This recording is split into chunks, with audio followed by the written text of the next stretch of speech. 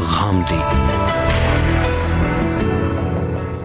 السلام علیکم، پروگرام غامدی میں خوش آمدید۔ ناظرین، پچھلے پروگرام میں ہم نے اسلامی روایت میں مقام حدیث سے متعلق جس بحث کا آغاز کیا تھا، آج ہم اس پہ گفتگو کو مزید آگے بڑھائیں گے اور دیکھیں گے کہ کیا صحائح ستہ کی کسی بھی کتاب میں بیک وقت مستند اور ضعیف احادیث موجود ہو سکتی ہیں۔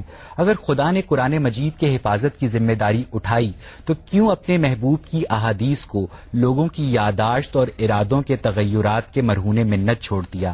اور کیا آج مسلمانوں میں حدیث کا تصور اتحاد کا باعث ہے یا انتشار کی وجہ؟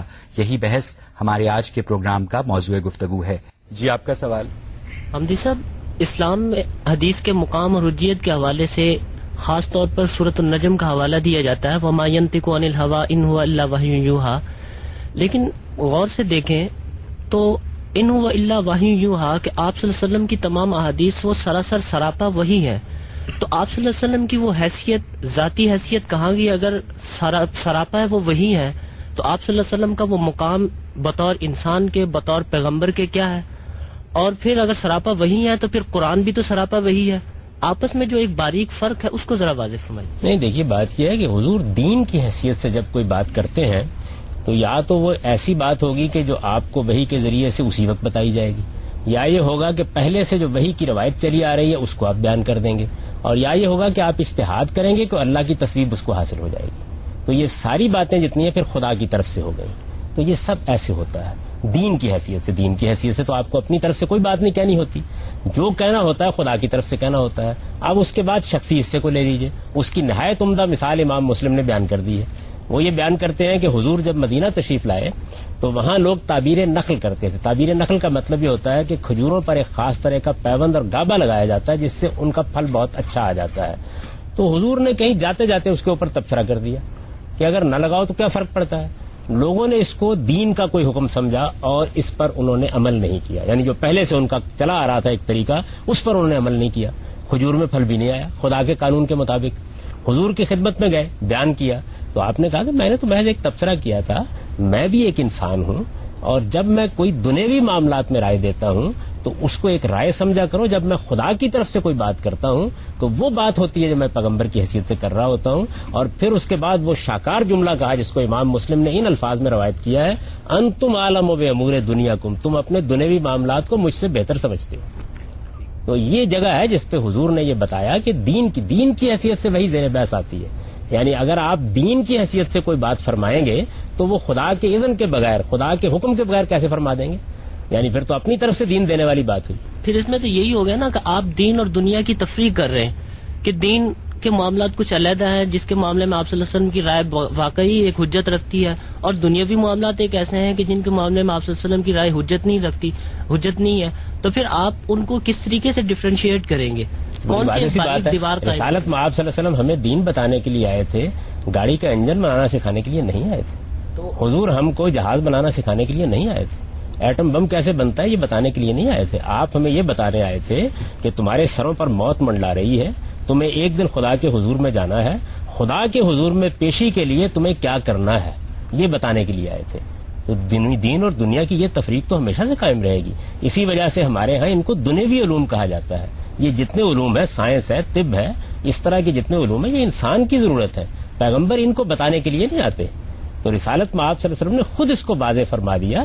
یہ جو بات کہی جاتی ہے دین و دنیا کی تفریق، یہ پتہ نہیں کہاں سے آ گئی ہے ہمارے ہاں۔ دیکھیے ایک چیز وہ ہے کہ وہ معاملات، دنیا کے وہ معاملات جن کا تعلق اخلاق سے ہے، جن کا تعلق دین کی ہدایات سے ہے، ان میں دین حکومت کرے گا، یعنی وہ آپ کے معیشت کے معاملات میں بتائے گا کہ اخلاقی رویہ کیا ہے، آپ کاروبار کیسے کریں، کاروبار کرنے کا طریقہ کیا ہے، یعنی ایک جو وزڈم ہوتی ہے کاروباری آدمی وہ کہاں سے آئے گی؟ یہ ایک سیکولر علم ہے، اس کا دین سے کوئی تعلق نہیں۔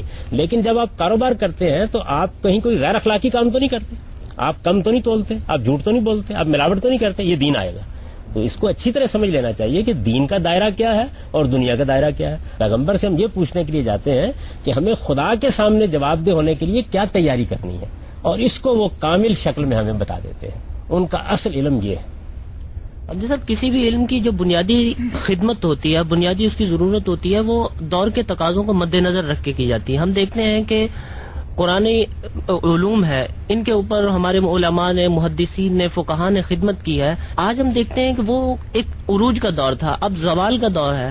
زوال کے دور میں ہم مجموعی طور پر پسماندگی اور ذلت کا شکار ہے. اس دور کے اندر ہم کس طریقے سے علم حدیث کی بہتر طریقے سے خدمت کر سکتے ہیں؟ دور زوال کا ہو یا دور عروج کا ہو، ہم کو اپنے دین پر عمل کرنا ہے، اپنے دین کو سمجھنا ہے، اور دونوں سطحوں پر سمجھنا ہے.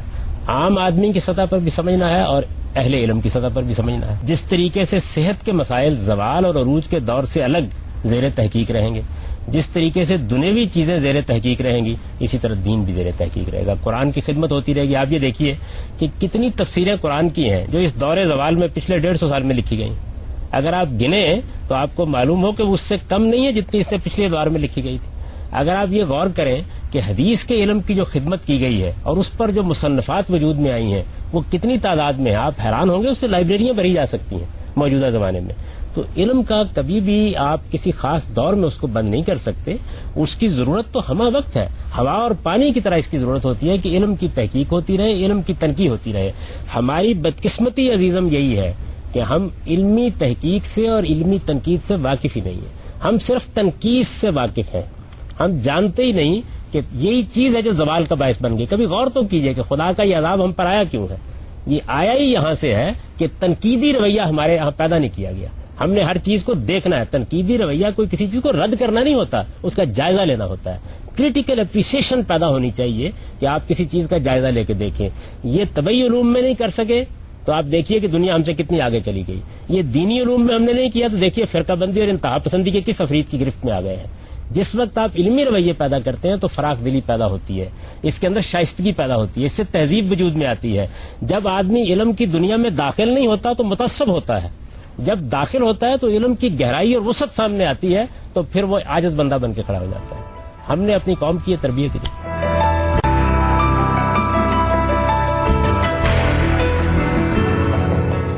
صاحب صحائح ستہ کی کسی بھی کتاب میں بیک وقت مستند اور ضعیف احادیث کی موجودگی کیا اس کتاب کی صحت پہ سوال نہیں اٹھاتی؟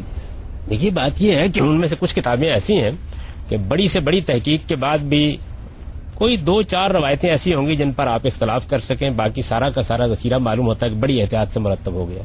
کچھ لوگ ہیں کہ جن کے ہاں معیار تھوڑا کم کر دیا گیا اور انہوں نے یہ سوچا. دیکھیے یہ بھی 2 رویے ہیں. یہ رویے بھی بالکل علمی رویے ہیں. یہ رویے آپ کو صحابہ کرام کے ہاں ملیں گے. سیدنا ابو بکر صدیق کتنے بڑے آدمی ہیں، جلیل القدر شخصیت ہے. اس امت کے اندر ان سے بڑا کون ہوگا؟ سیدنا عمر رضی اللہ عنہ، سیدنا عثمان رضی اللہ عنہ، سیدنا علی رضی اللہ عنہ. کتنے جلیل القدر لوگ ہیں. آپ اگر دیکھیں تو ان کی روایات کی تعداد بہت کم ہے. وجہ کیا ہے؟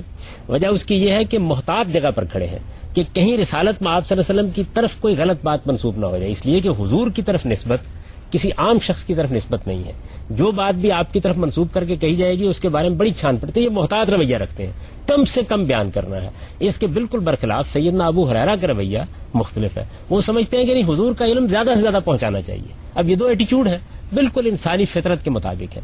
ایسا ہی معاملہ محدثین کے ہم بھی ہوتا ہے. دونوں کی نیت بھی نیک ہوتی ہے اور یہ دونوں رویے بھی ٹھیک ہیں. یعنی ایک آدمی کہتا ہے جی مجھے بات میں احتیاط برتنی چاہیے. کیا دنیا میں ہم یہ دونوں رویے نہیں دیکھتے؟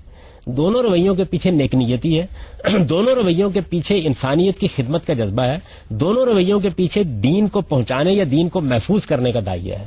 تو ان دونوں رویوں کو ہم وہاں بھی دیکھتے ہیں، بعد میں بھی یہ رہے. بعض محدثین بہت سخت ہیں، جس طرح کہ امام بخاری کو اصرار ہوتا ہے. مثلا ایک روایت ہے نا، میں آپ سے بیان کر رہا ہوں اور یہ معلوم ہے کہ ہم ایک زمانے میں پائے جاتے ہیں، میری بھی تاریخ پیدائش معلوم ہے، آپ کی معلوم ہے. وہ اصرار کرتے ہیں اس بات کے اوپر کہ نہیں، ملاقات کا ثبوت ہونا چاہیے. یعنی ہم اسی شہر میں رہتے ہیں تو ملاقات کا ثبوت ہونا چاہیے. دوسرے محدثین نہیں مانتے. امام مسلم نے اپنی صحیح کے مقدمے میں امام بخاری کی اس بات کے اوپر بعض المنتحلین کہہ کے سخت ترین تبصرہ کیا ہے اور یہ کہا ہے کہ یہ علم حدیث کے اندر ایک بدعت کو داخل کرنا ہے.